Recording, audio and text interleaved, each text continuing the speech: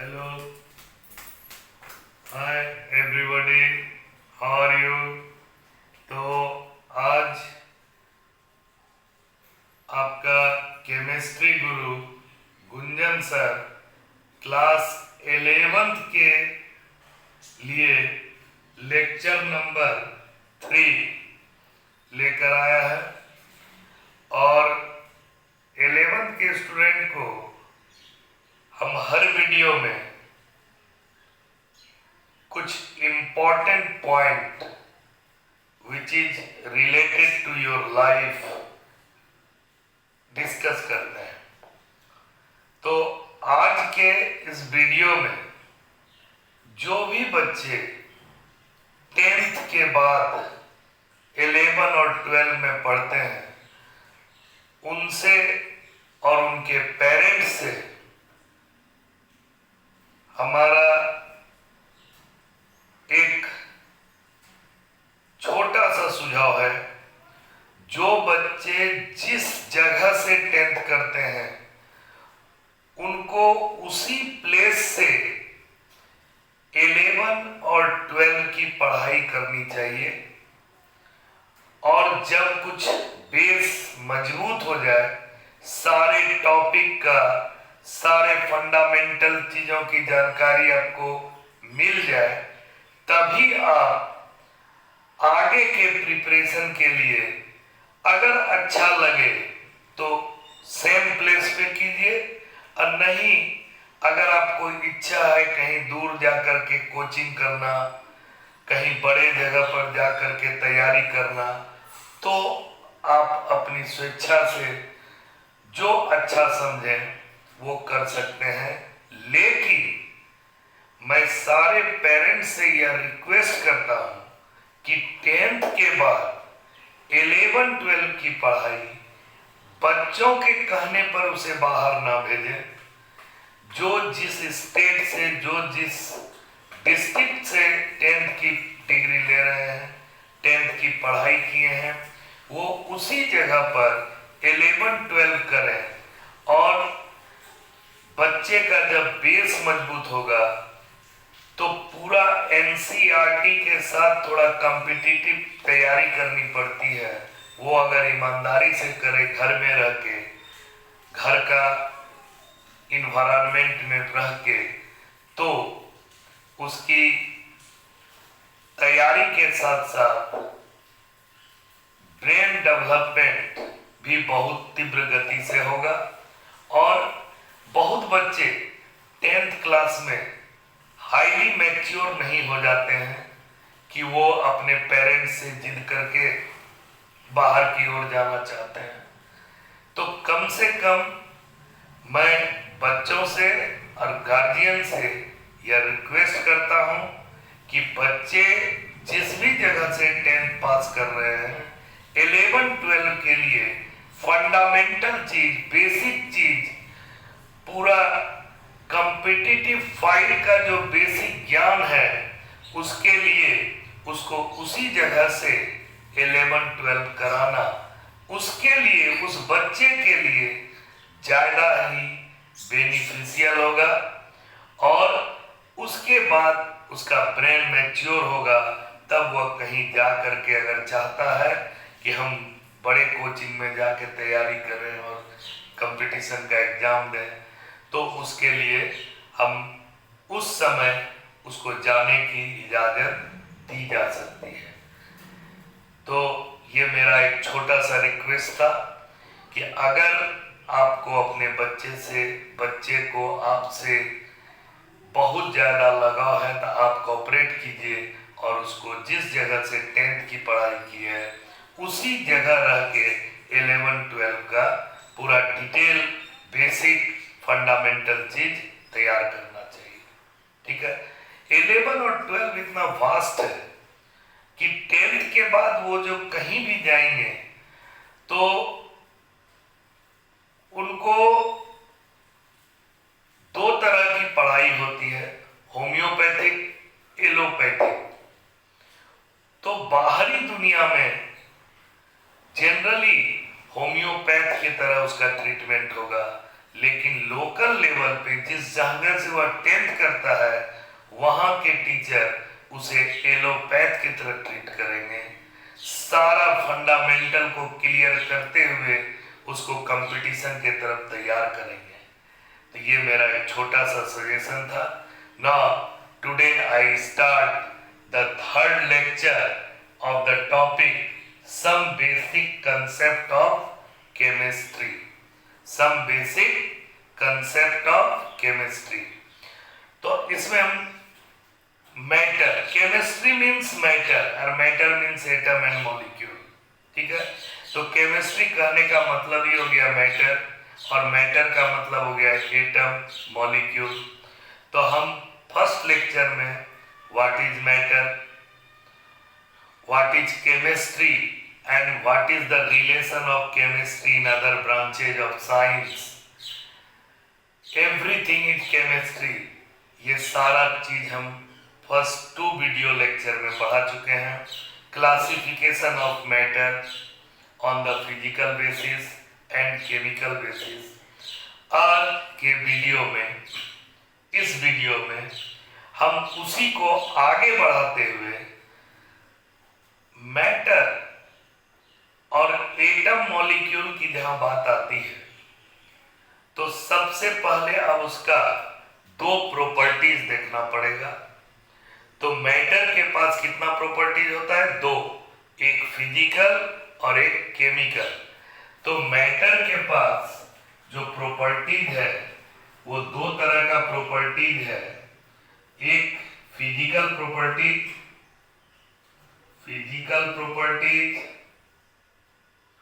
और दूसरा केमिकल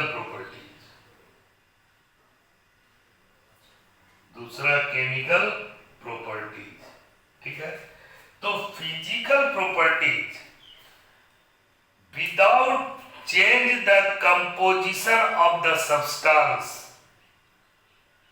जो प्रॉपर्टी का ऑब्जर्वेशन करते हैं, that is said to be physical property of the substance. समझ में आया? Without change in the composition of the substance, उसका कंपोजिशन चेंज नहीं हो और बिना कंपोजिशन को चेंज किए हम जो भी प्रॉपर्टीज को ऑब्जर्व करते हैं वह प्रॉपर्टीज का नाम है फिजिकल प्रॉपर्टी। तो फिजिकल प्रॉपर्टी में कंस्टिट्यूएंट का जो आइडेंटिटी होता है वह लूज नहीं होता है। कंस्टिट्यूएंट मतलब जिससे सब्सटेंस बना, उस एलिमेंट का नाम है कंस्टिट्यूएंट। जैसे आइस हाइड्रोजन और ऑक्सीजन के मिलने से बना, तो हाइड्रोजन और ऑक्सीजन की प्रॉपर्टीज रिटेन होगी, आइडेंटिफाई को वह लूज नहीं करेगा। आइस में हाइड्रोजन अपना प्रॉपर्टी शो करेगा, ऑक्सीजन अपना प्रॉपर्टी शो करेगा। तो उसको मेल्ट करा दिए, आ गया लिक्विड। लिक्विड में आइस जब मेल्ट किया तो वाटर बना, उसका भी फॉर्मूला H2O, आइस का भी फॉर्मूला H2O। तो वहां भी जब आइस था तो H2O था, जब लिक्विड बना तो H2O ही है, और जब वेपोराइज करेगा स्टीम बनेगा तो भी H2O होगा। तो कंपोजिशन हम चेंज नहीं कर रहे हैं, कंपोजिशन नहीं चेंज कर रहे हैं, कोई नया कंपोजिशन नहीं आ रहा है, पुराना कंपोजिशन हटा नहीं रहे हैं। तो जब कंपोजिशन चेंज नहीं कर रहे हैं तो कंस्टिट्यूएंट जो है वाटर किससे बना? हाइड्रोजन और ऑक्सीजन से। तो हाइड्रोजन और ऑक्सीजन का जो अपना प्रॉपर्टी है वह कभी भी लॉस नहीं होगा। उसी प्रॉपर्टी को हम लोग कहते हैं फिजिकल प्रॉपर्टी। तो फिजिकल प्रॉपर्टी वह प्रॉपर्टी है जिसमें सब्सटेंस के कंपोजिशन को चेंज नहीं करके सब्सटेंस के कंस्टिट्यूएंट का प्रॉपर्टीज को कभी भी वह लूज नहीं होता है, जो प्रॉपर्टी वह रह जाता है, that property is called physical property. ठीक है, तो without changing the composition of compound, without changing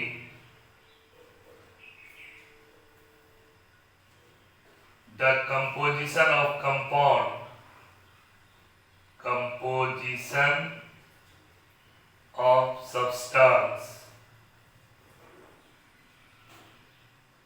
जो प्रॉपर्टी हम लोग ऑब्जर्व करते हैं, that property is called physical property. इसमें कंस्टिट्यूएंट की प्रॉपर्टी रिटेन्स होती है, वो लॉस नहीं होता है, तो इसको हम लोग कहते हैं फिजिकल प्रॉपर्टी। फिजिकल प्रॉपर्टी में क्या क्या चीज आएगा? Melting point, boiling point, colour, odour, smell जिसको कहते हैं, taste, refractive index,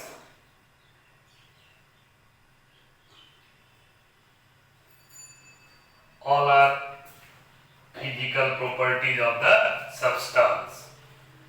Now, what is chemical property? तो chemical properties means chemical reaction. Chemical properties means chemical reaction. Chemical properties means chemical reaction. इसका क्या मतलब समझे? Chemical property means chemical reaction. तो आप जानते हैं कि whenever a chemical reaction is taken या takes place, then the new substance, new compound with new properties is form. कोई भी केमिकल रिएक्शन होगा तो उसके रिएक्शन से एक नया सब्सटेंस बनेगा, नया प्रॉपर्टी को लेकर के। This is called chemical reaction.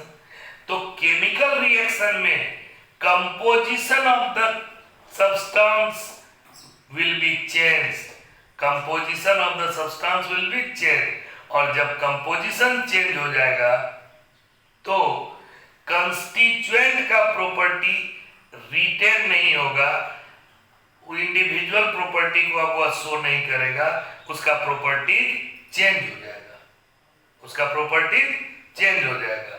जैसे देखिए, केमिकल प्रॉपर्टी में हम लिखते हैं वाटर, हाइड्रोजन। हाइड्रोजन कैसा गैस है?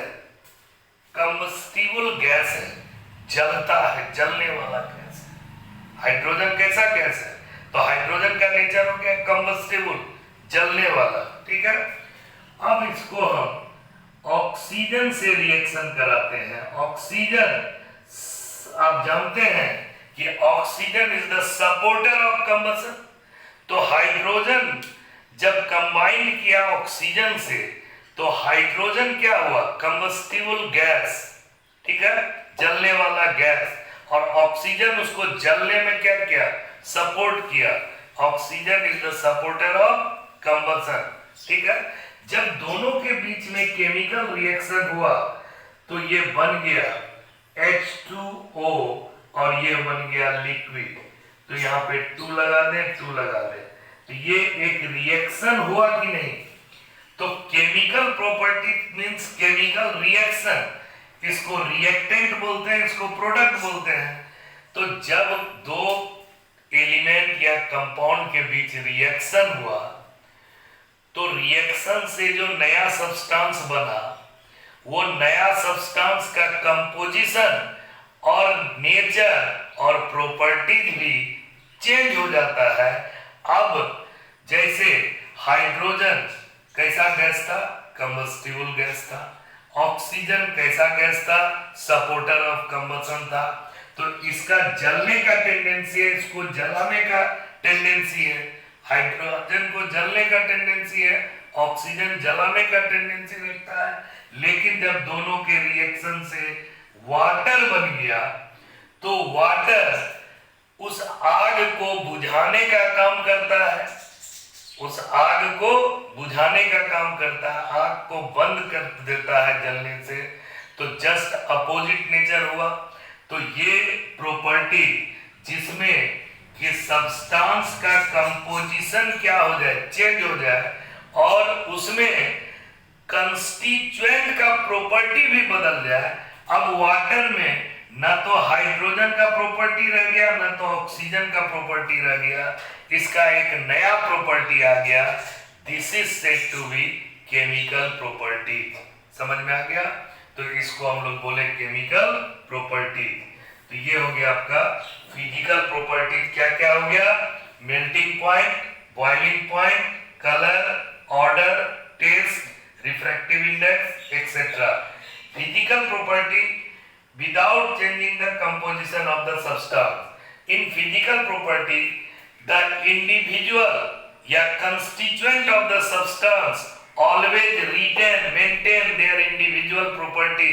But chemical property is those property in which there is a chemical reaction takes place, and after the chemical reaction new substances is formed. That new substances having different property from their constituent. Okay, for example, hydrogen is a combustible gas, oxygen is the supporter of combustion, and when both combine to form water, then one property of water is just opposite that of hydrogen and oxygen.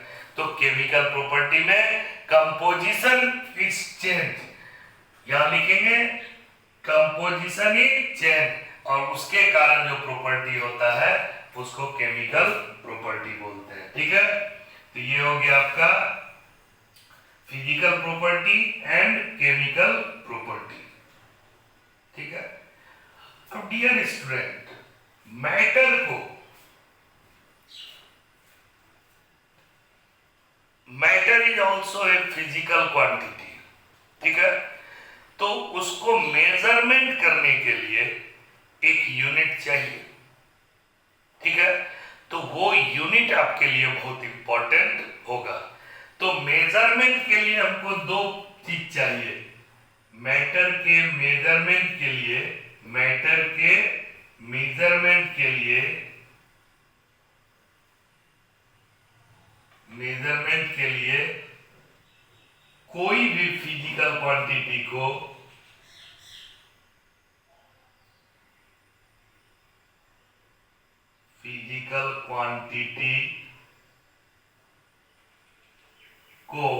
Number और unit के द्वारा express करते हैं। किसके द्वारा? Number and unit. ये दो बात है। फिजिकल क्वांटिटी के आइडेंटिटी के लिए उसको एक स्टैंडर्ड यूनिट देते हैं। किसके साथ? नंबर के साथ। जैसे हम तुमको बोल दिए कि तुम जा करके 10 चावल ले आओ। What do you mean by 10 चावल, 10 चावल? इसका क्या मतलब हुआ? तो 10 इज द नंबर। तो जब तक नंबर है तब तक वह किसी भी क्वांटिटी को स्पेसिफाई, किसी भी वेट को स्पेसिफाई नहीं करेगा। लेकिन जब हम तुमको बोल दिए 10 केजी राइस ले आओ, तब नंबर भी हो गया और यूनिट भी हो गया। तो अब तुम 10 केजी राइस ला सकते हो। ये हो गया नंबर और यूनिट। तो हर नंबर को एक स्पेसिफिक यूनिट के द्वारा हम लोग एक्सप्रेस करेंगे। ठीक है, नंबर अगर छोटा होगा तो यूनिट बड़ा होगा, याद रखना। नंबर अगर छोटा होगा तो यूनिट बड़ा होगा। नंबर अगर बड़ा होगा तो यूनिट ऑटोमेटिक छोटा होगा। ठीक है, क्या बोले? समझ में आया क्या? नंबर अगर छोटा है तो यूनिट बड़ा होगा, नंबर बड़ा है तो यूनिट छोटा होगा। ठीक है, ये यूनिट का बहुत बड़ा फैक्टर है। जैसे नंबर अगर बड़ा है तो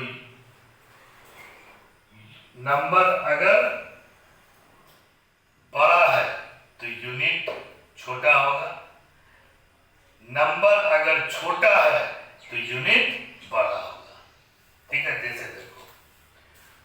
1 nanometre is equal to 10⁻⁻9 metre.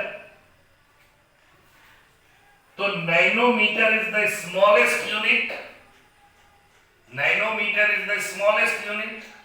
तो स्मॉल यूनिट के लिए 1 आ गया नंबर, और जब इसको metre is the biggest unit, metre जो है वो बड़ा है नैनोमीटर से, तो इसके लिए 10⁻⁻9 का मतलब क्या हो गया, 1/1 2 3 4 5 6 7 8 9, 1 2 3 4 5 6 7 8 9। तो अब इसको अगर हम करेंगे तो 0.0000001 2 3 4 5 6 7 8 तब 1 देंगे। तो ये 1 और ये 0.1 कौन छोटा है इसमें से, तो ये बहुत ही छोटा हो गया। तो number is very small then unit is large, number is large then unit is small. ये बात भी समझ में आ गया होगा सर, ठीक है। अब इसके बाद ये सिस्टम ऑफ यूनिट, यूनिट जो हम लोग लगाएंगे उसके लिए सिस्टम है। देखिए यूनिट को लगाने के लिए एक सिस्टम है। कौन सिस्टम है, यूनिट को लगाने के लिए, ठीक है। तो यूनिट को एक्सप्रेस करने के लिए 3 तरह का बेसिक सिस्टम बना, ठीक है। यूनिट को एक्सप्रेस करने के लिए 3 तरह का बेसिक सिस्टम बना, FPS, CGS और MKS। FPS, CGS, MKS। FPS का फुल फॉर्म हुआ फुट, P मतलब पाउंड, S मतलब second, foot pound second. C मतलब सेंटीमीटर, G मतलब ग्राम, S मतलब सेकेंड, ठीक है। MKS, M मतलब मीटर, K मतलब किलोग्राम, S मतलब सेकेंड, ठीक है। तो 3 तरह का सिस्टम बना। यूनिट को एक्सप्रेस करने के लिए कितना टाइप का सिस्टम बना, 3। कौन कौन, FPS, foot pound second, note कर लोगे बोलने के साथ साथ, फुट पाउंड सेकेंड। दूसरा CGS, centimetre gram second, centimetre gram second.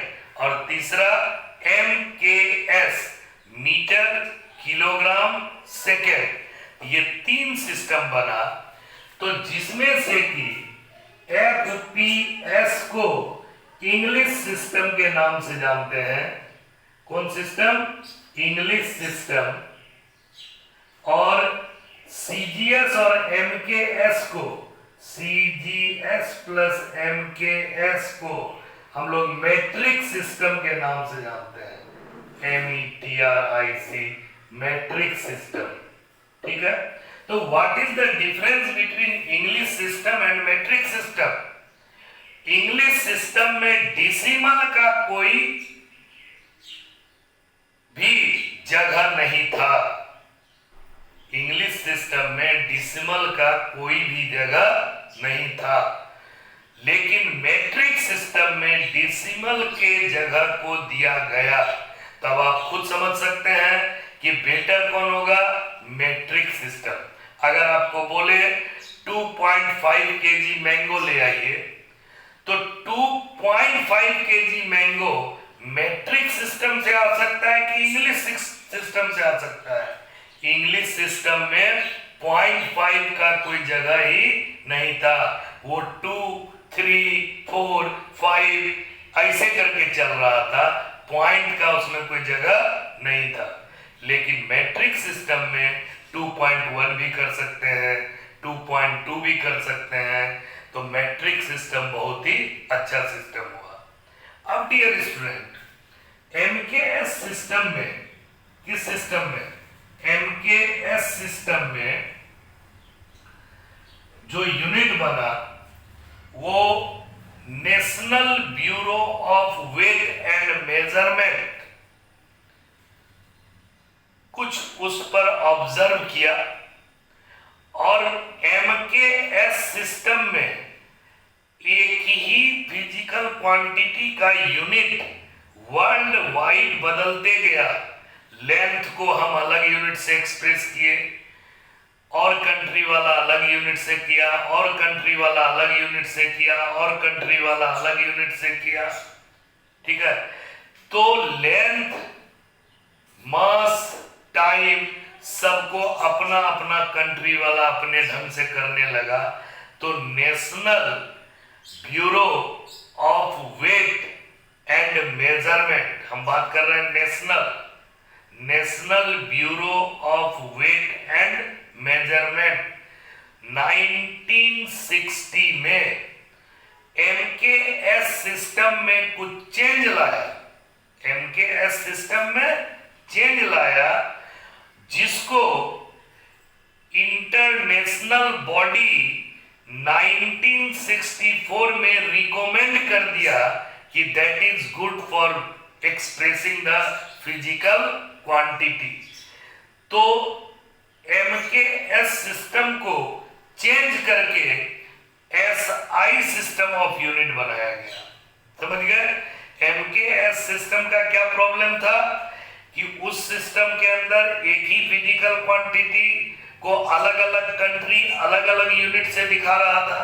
MKS system में एक ही फिजिकल क्वांटिटी को अलग अलग कंट्री अलग अलग सिस्टम से दिखा रहा था, अलग अलग यूनिट से दिखा रहा था। तो उसके लिए National Bureau of Weight and Measurement ने उसमें कुछ मॉडिफाई किया, और उस मॉडिफिकेशन को इंटरनेशनल बॉडी, बेसिकली फ्रांस में कॉन्फ्रेंस हुआ था, General Conference of Weight and Measurement in France, वहां पे इसको एडॉप्ट कर लिया। और एडॉप्टेशन के बाद एमकेएस सिस्टम को चेंज करके एसआई सिस्टम ऑफ यूनिट बना दिया। एमकेएस को चेंज करके एसआई सिस्टम ऑफ यूनिट बना दिया, एसआई सिस्टम ऑफ यूनिट। और इस यूनिट को इंटरनेशनल सिस्टम ऑफ यूनिट कहते हैं। क्या कहते हैं? International system of unit. और इस यूनिट में एक क्वांटिटी का एक ही यूनिट यूज करता है पूरे वर्ल्ड के जितने भी कंट्री हैं। इसलिए ये सिस्टम आपके लिए और मेरे लिए और दुनिया के लिए एक कॉमन सिस्टम हुआ, इसीलिए इसका नाम पड़ा international system of unit. Okay, तो इंटरनेशनल सिस्टम ऑफ यूनिट में पहले फंडामेंटल यूनिट और डिराइव्ड यूनिट बनाया गया। तो फंडामेंटल यूनिट 3 ही था, लेंथ, मास और टाइम। लेकिन उस 3 फंडामेंटल यूनिट से हर फिजिकल क्वांटिटी का यूनिट एक्सप्रेस नहीं हो पाया।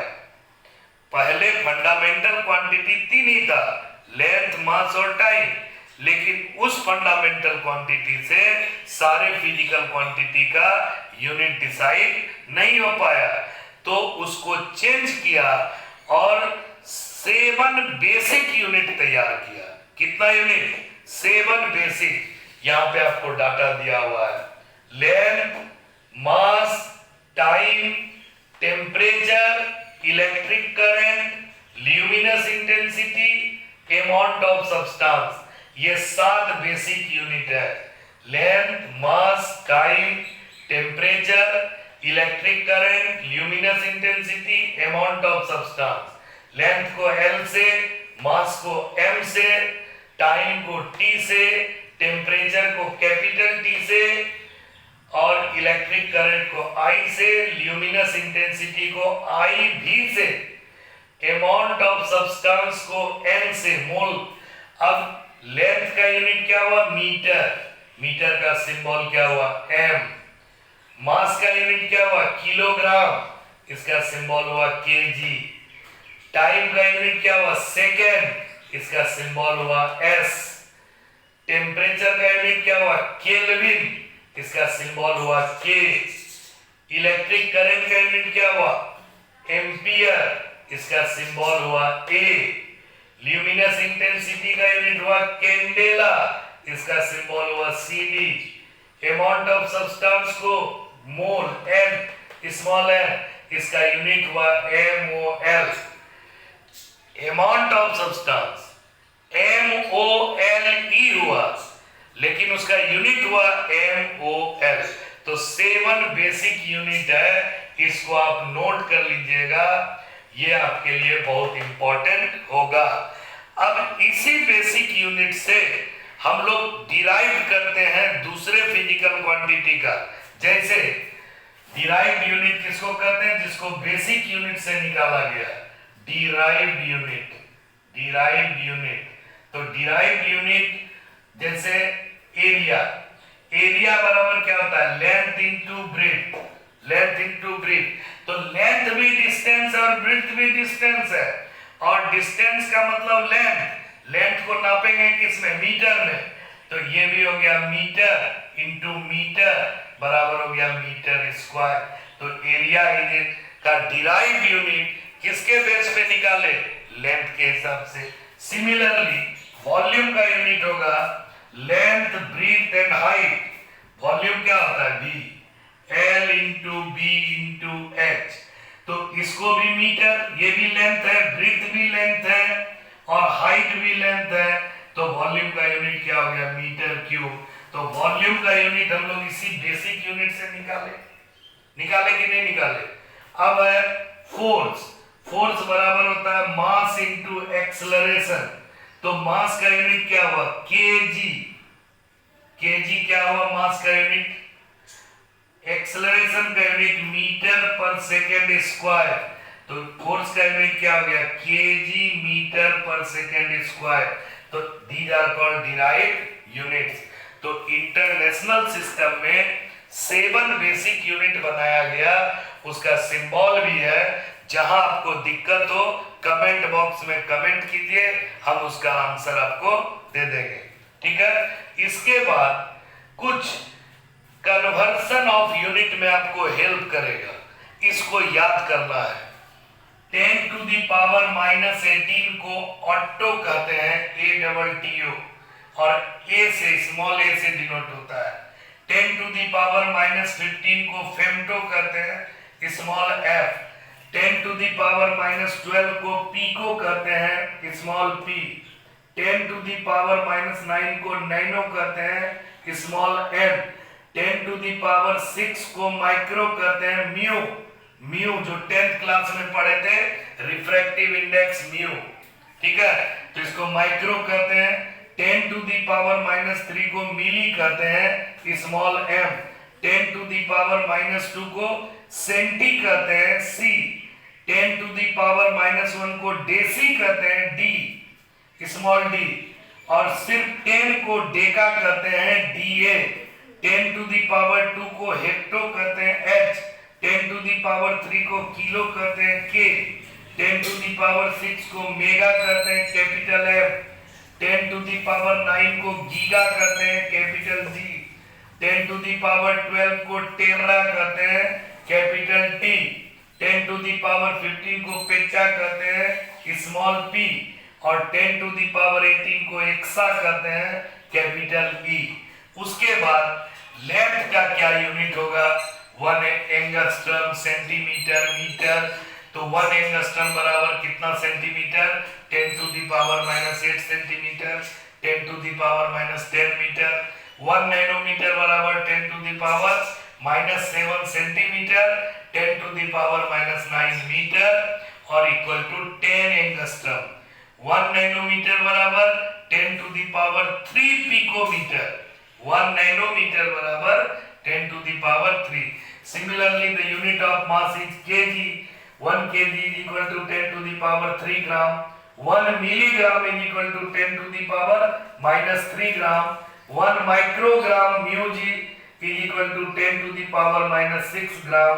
और एटम के मास को AMU में एक्सप्रेस करते हैं, एटम के मास को AMU में एक्सप्रेस करते हैं, तो 1 AMU बराबर 1.6605 into 10 to the power minus 24 ग्राम, और केजी में करने के लिए 1.66 into 10 to the power minus 27 kg.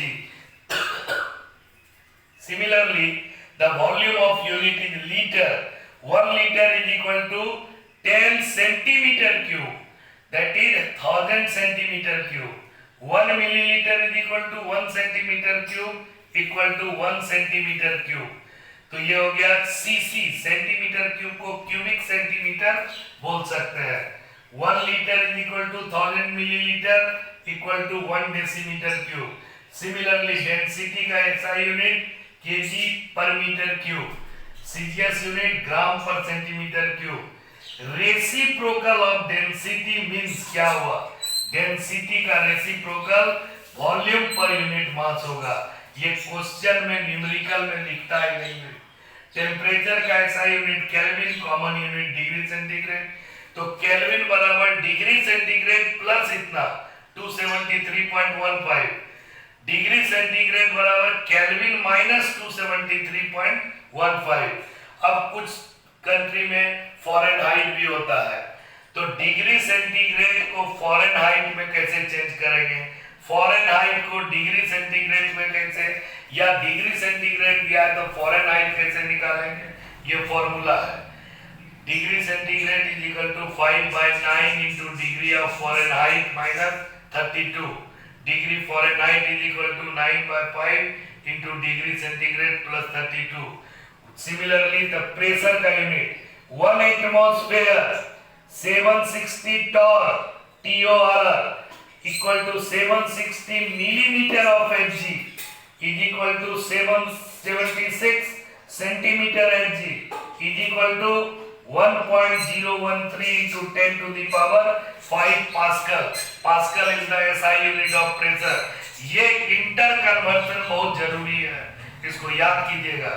1 calorie is equal to 4.184 joule. 1 kilo calorie is equal to 1000 calorie. 1 electron volt is equal to इतना 1.602 into 10 to the power minus 12 अर्ग, और 1.602 into 10 to the power minus 19 joule. 1 joule is equal to इतना calorie. This is all about for some basic concept of chemistry. अब next video lecture में. Okay.